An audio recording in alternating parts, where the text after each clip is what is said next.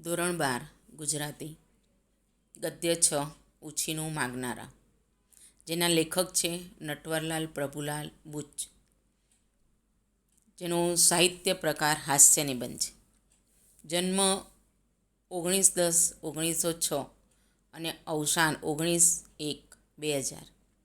ગુજરાતી કવિ અને હાસ્યકાર શ્રી નટવરલાલ પ્રભુલાલ બુચનો જન્મ ગોંડલ, સૌરાષ્ટ્રમાં થયો હતો.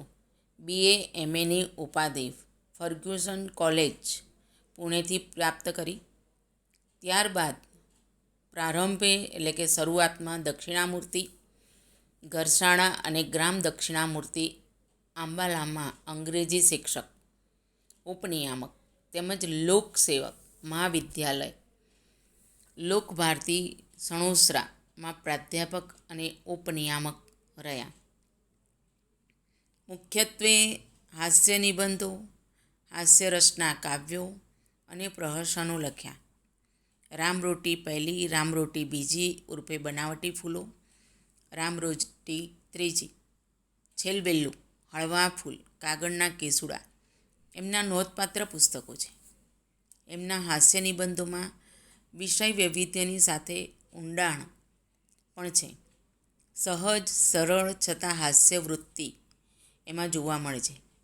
ગુજરાતી સાહિત્ય પરિષદનું જ્યોતિન્દ્ર દવે હાસ્ય પારિતોષિક પ્રાપ્ત થયું છે એમને, અને દર્શન ફાઉન્ડેશન તરફથી એમને દર્શક એવોર્ડ આપી સન્માનિત કરાયા છે. ઉછીનું માગનારા લેખકનો અને એમની સાહિત્યનો પરિચય આપણે પ્રાપ્ત કર્યો વિદ્યાર્થી મિત્રો. હવે એમાંથી હેતુલક્ષી પ્રશ્નો પૂછાય. તો પહેલો પ્રશ્ન થશે કે ઉછીનું માગનારા ગદ્યના લેખકનું નામ જણાવો. તેનો જવાબ થશે નટવરલાલ પ્રભુલાલ બુચ. ઉછીનું માગનાર ગદ્યનો સાહિત્ય પ્રકાર જણાવો. તેનો સાહિત્ય પ્રકાર હાસ્ય નિબંધ.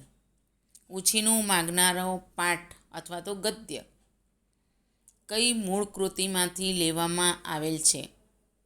તો રામરોટી બીજીમાંથી લેવામાં આવેલું આ ગદ્ય છે. નટવરલાલ બુચને દર્શક ફાઉન્ડેશન તરફથી કયો એવોર્ડ આપી સન્માનિત કરાયા હતા? તો દર્શક એવોર્ડ આપીને સન્માનિત કરાયા હતા. આ હેતુલક્ષી પ્રશ્નો વિદ્યાર્થી મિત્રો લેખક પરિચયમાંથી આવી શકે. તો હવે ગદ્યનો પરિચય ટૂંકમાં મેળવીએ તો લેખકે એમ કે ઉછીનું માગનારા ગદ્યમાં માનવ જીવનનો બારીકાઈથી અભ્યાસ કરેલો આ કૃતિ ઉપરથી જોઈ શકાય છે. અને એના ઉપરથી આપણને ખ્યાલ આવે છે કે લેખકની જે સૂક્ષ્મ નિરીક્ષણ શક્તિ, ઝીણવટથી નિરીક્ષણ કરવાની શક્તિ, એનો પરિચય આપણને આ કૃતિ દ્વારા પ્રાપ્ત થાય છે. જીવનમાં કોઈ પણ વ્યક્તિ શોષણનો ભોગ ન બન્યું હોય એવું ભાગ્ય જ બને. એટલે કે શોષક અને શોષિત જેવા બે વર્ગો વર્ષોથી અસ્તિત્વ ધરાવે છે. શોષક એટલે શોષણ કરનાર અને શોષિત એટલે જેનું શોષણ થાય છે. આવા બે વર્ગો એમ કે વર્ષોથી અસ્તિત્વ ધરાવે છે. ઉછીનું માગનારા લોકોને માન સન્માન કે ઇજ્જત જેવું ખાસ નથી હોતું. તેઓ નિસંકોચપણે માગવા માટે ટેવાયેલા હોય છે. સહેજ પણ ખચકાટ અનુભવ્યા વિના કોઈ પણ વ્યક્તિ પાસે ગમે ત્યારે ગમે તે માગી લેતા હોય છે. એમ કે અને લેખકે પોતાના અંગત જીવન સાથે સંકળાયેલા 2-3 પ્રસંગોની વાત રમૂજ શૈલીમાં અહીંયા ગદ્યમાં રજૂ કરી છે. જેઓ માગવા માટે ટેવાયેલા હોય તેઓ નાની કે ક્ષુલ્લક વસ્તુની જ માત્ર માંગણી કરતા નથી. તેઓ કેમેરા, રેડિયો જેવી મહત્ત્વની વસ્તુઓ માગતા પણ અચકાતા નથી. આખી જિંદગી એમ કે માગીને જ પૂરી કરતા હોય છે. આવા લોકોની મહત્ત્વની વાત એ બતાવી છે કે તેઓ પાસે કોઈ વસ્તુની માંગણી કરો તો ના પાડવા માટે હજાર બહાના હોય. તેઓ કદી એટલે કે ક્યારે એકે વસ્તુ કોઈને આપતા હોતા નથી. એમ કે ઉછીનું માગનારાઓ કયા પ્રકારની માનસિકતા ધરાવતા હોય છે, જેનું લેખકે ઉદાહરણ આપીને રમૂજી શૈલીમાં સરળ ભાષામાં આપણને આ ગદ્ય ઉછીનું માગનારામાં સમજાવે છે. તો ગદ્ય જોઈએ વિદ્યાર્થી મિત્રો. સામાન્ય માન્યતા એવી છે કે માનવ જીવનમાં શોષણ માત્ર આર્થિક ક્ષેત્રમાં જ ચાલે છે. સામાન્ય રીતે એમ કે માન્યતા એવી જ છે કે માનવ જીવનમાં શોષણ એટલે કે શોષણ કરનાર એનું શોષણ આર્થિક ક્ષેત્રમાં જ થતું હોય છે. શોષક અને શોષિતના દ્વંદ્વ માત્ર આર્થિક ક્ષેત્રમાં જ જોવા મળે છે. શોષક એટલે શોષણ કરનાર અને શોષિત એટલે જે શોષાય છે તે શોષાવું.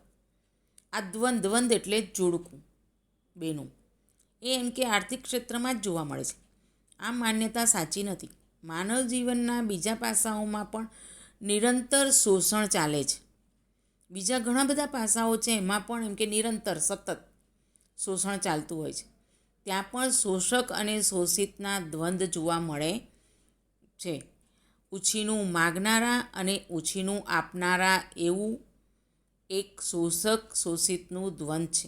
એટલે કે ઉછીનું માગીને લેનારા અને ઉછીનું આપનારા, આવું પણ એમ કે એક શોષક અને શોષિતનું દ્વંદ્વ છે. આ વિભાગ નૈસર્ગિક અને અફર છે. નૈસર્ગિક એટલે પ્રાકૃતિક કુદરતી, અને અફર એટલે ક્યારેય અફર થાય નહીં, નિષ્ફળ ન જાય એવું.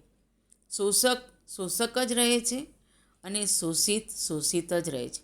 જે શોષક છે એ હંમેશા એમ કે શોષક જ રહે છે અને જે શોષિત છે એ શોષિત જ રહે છે. ઉછીનું માગનારાઓ લગભગ અપરિગ્રહી પણ યાચક વૃત્તિવાળા, દૃષ્ટ, નિર્લજ્જ અને બેદરકાર હોય છે. ઉછીનું માગનારા કેવા હોય છે? અપરિગ્રહી, પરિગ્રહ ન રાખનારા, યાચક વૃત્તિવાળા, યાચક એટલે માગવાની વૃત્તિવાળા, દૃષ્ટ એટલે નકામો, નિર્લજ્જ એટલે શરમ વગરના, લાજ વગરના, બેદરકાર એટલે દરકાર વિનાના હોય છે. જે ઉછીનું માગનારા છે એ લોકો કેવા હોય છે? આવો એક માર્કનો પ્રશ્ન પૂછી શકાય. તો ઉછીનું માગનારાઓ લગભગ અપરિગ્રહી, યાચક વૃત્તિવાળા, દૃષ્ટ, નિર્લજ્જ અને બેદરકાર હોય છે. આગળનું પેરેગ્રાફ જો એમાંથી પણ લેખકે કયા બે દ્વંદ્વની આ ગદ્યમાં રજૂઆત કરી છે? તો ઉછીનું માગનારા અને ઉછીનું આપનારા, આ શોષક અને શોષિત દ્વંદ્વની અહીં વાત કરી છે. ઉછીનું માગનારા શોષકો પરોપજીવી વનસ્પતિની માફક પોતે ઉછીનું માગવા સિવાયની બીજી કશી તકલીફ લીધા વિના બીજાના ભોગે જીવનારા હોય છે. ઉછીનું માગનારા જે શોષકો છે એ પરોપજીવી, બીજા ઉપર આધાર રાખનારા, એમ કે વનસ્પતિ જેની માફક પોતે ઉછીનું માગવા સિવાય બીજી કોઈ તકલીફ લીધા વિના એમ કે મોટાભાગે જીવનારા હોય છે. સવારથી સાંજ સુધીમાં એમ કે સેંકડો ચીજોની તેમને જરૂર પડે છે, પણ બધી જ તેઓ ઉછીની માગીને ચલાવે છે. મીઠા મરચાંથી શરૂ કરી ઘી કે એલચી, કેસર સુધીની અસ્થાયી ચીજો અને ટાંકણીથી શરૂ કરી કેમેરા કે રેડિયો સુધીના રાચ એટલે સરસામાન તેઓ આપણી પાસે નિસંકોચ ઉછીના માગી શકે છે. એમને કોઈ પણ જાતનું આવું કિંમતી કેમેરા, રેડિયો માગતા પણ સંકોચ થતો હતો નથી. નાનામાં નાની વસ્તુથી શરૂ કરીને મોટી વસ્તુ પણ તેઓ ઉછીની માગીને ચલાવતા હોય છે. તે પાછા લાવવાની જવાબદારી પણ આપણા માથે જ રહે છે. એ લોકો ઉછીનું લઈ જાય, પણ આપણે જો એ વસ્તુ આપણી હોય ને લેવી હોય તો એની જવાબદારી પણ એમ કે આપણી માથે જ રહે છે. અને તે પણ પાછા માગીએ ત્યારે મળે જ તેમ નહીં. અને એ પણ જો આપણી વસ્તુ હોય અને આપણે માગીએ ત્યારે આપણને મળે એ પણ નહીં. 10-12 આંટા તો તેઓ આપણને ખવડાવે જ. લેખક કહે છે 10-12 આંટા ફેરા, આંટા એટલે આપણને ખવડાવે છે અને અધીરા જીવના કહે તે તો લોભમાં, તમે તો બહુ અધીરા જીવના છો, ઉતાવળિયા છો એમ કે, આવું કહે એ તો એમના લાભમાં એમ કે. દુનિયામાં જેમ સત્પુરુષો ગણ્યા ગાંઠ્યા જ હોય છે ને, તેમ ઉછીનું લઈ જનારાઓમાં અસ્થાયી વસ્તુ સારી જાતની અને લીધી હોય તેટલી જ અને સ્થાયી રાજ ભાગ્યા તોડ્યા વિના તેવીને તેવી હાલતમાં વગર માગે ટાણાસર આપી જનારા વિરલ હોય છે. એમ કે દુનિયામાં એમ કે સત્પુરુષો, સંત માણસો ગણ્યા કાંઠ્યા જ હોય છે. એવી જ રીતે આ ઉછીનું લઈ જનારા જે છે એ લોકો અસ્થાયી વસ્તુ સારી જાતની લીધી હોય તેટલી સ્થાયી રાજ રચેલું ભાગ્યા તોડ્યા વગર, નુકસાન કર્યા વિના એમ કે એવી ને એવી હાલતમાં આપણને માગ્યા વગર અને ટાણાસર એટલે કે આપણે જ્યારે ખરેખર જરૂર હોય એવા સમયસર આપણને આપી જનાર વિરલ એટલે કે દુર્લભ જ હોય છે. ઉછીનું માગનાર ઉછીનું આપતા નથી. ઉછીનું જે લોકો માગી જાય છે ને એ લોકો ઉછીનું આપતા નથી. ક્યારેક ભૂલે ચૂકે આપણે તેમની પાસે કંઈ ઉછીનું માગવા જઈએ ત્યારે અચૂક એમનું દૂધ બગડી ગયું કે વપરાઈ જ ગયું હોય છે.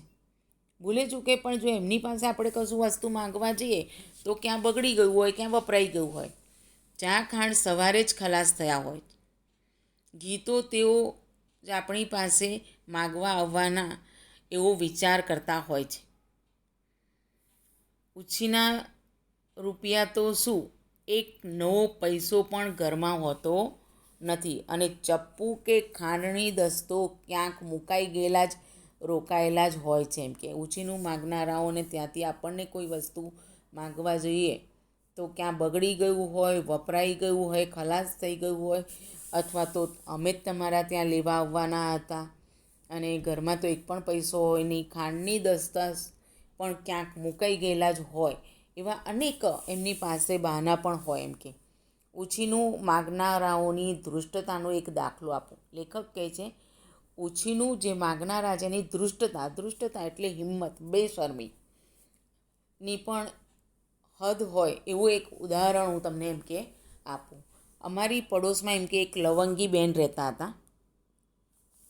અમારા ઘરમાં ટ્રંક, પેટી વગેરે રાખવા માટે લોખંડના સારા મજબૂત સ્ટેન્ડ હતા. લવંગીબેનની નજર તે ઉપર પડી. એક દિવસ મારી પત્નીને કહે, બહેન, આ તમારા લોખંડના ઘોડા ઉછીના વાપરવા અમને આલો. તમારે જોઈએ તો બદલામાં હું તમને ઈંટો આલું. કહો કેવી ધૃષ્ટતા! તમારા ઘોડા સાથે મારો ગધેડો રાખો. મારી પત્નીના મનમાં આશ્ચર્ય અને ગુસ્સાના ભાવો જાગૃત થયા, પણ આખરે સંયમ રાખી તેણે શાંતિથી કહ્યું, લવંગી બેન, અમે અમારા ઘોડાથી રોડવી લઈશું. ઈંટો ભલે તમારી પાસે જ રહી. લેખક કહે છે કે હું તમને એક દાખલો આપું, ઉદાહરણ આપું કે કેટલી બધી ધૃષ્ટતા, હિંમત, બેશરમી હોય છે આવું ઉછીનું માગનારાઓની. કે અમારી પડોશમાં એમ કે લવંગીબેન રહેતા હતા. એણે અમારા ત્યાં ટ્રંક, પેટી રાખવા માટેનો લોખંડનો સારો મજબૂત સ્ટેન્ડ, જેને આપણે ઘોડો કહીએ, એ જોયો. એમની નજર એના ઉપર પડી એટલે એમ કે મારી પત્નીને કે આ લોખંડનો ઘોડો ઉછીનો અમને વાપરવા માટે આપો. હું તમને એના બદલામાં એમ કે ઈંટો આપું. તમે ઈંટો ઉપર તમારી આ પેટીને બધું ટ્રંકને મૂકજો. કેવી ધૃષ્ટતા, કેવી હિંમત તો જુઓ. એમ કે તમારા ઘોડા માટે મારો ગધેડો રાખો. એમ મારી પત્નીના મનમાં તો એમ કે આશ્ચર્ય, નવાઈ અને ગુસ્સાના ભાવો એમ કે જાગૃત થઈ ગયા.